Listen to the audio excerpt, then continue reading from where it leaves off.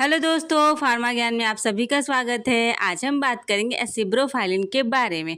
एसिब्रोफाइलिन कई सारे ब्रांड में आते हैं जो कि 100 mg, 200 mg और कॉम्बिनेशन में होते हैं।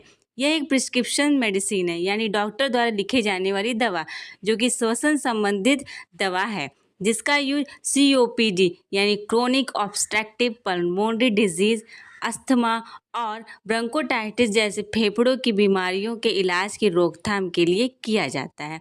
यह दवा सांस की नलियों को चौड़ा करके सांस लेना आसान बनाती है तथा गाढ़े बलगम को पतला करने में भी मदद करती है, जिससे कि बलगम बाहर निकल जाता है। तो ऐसी जानकारी के लिए जुड़े रहिएगा। मेरे चैनल को सब्सक्राइब और चैनल को लाइक कमेंट जरूर कीजिएगा।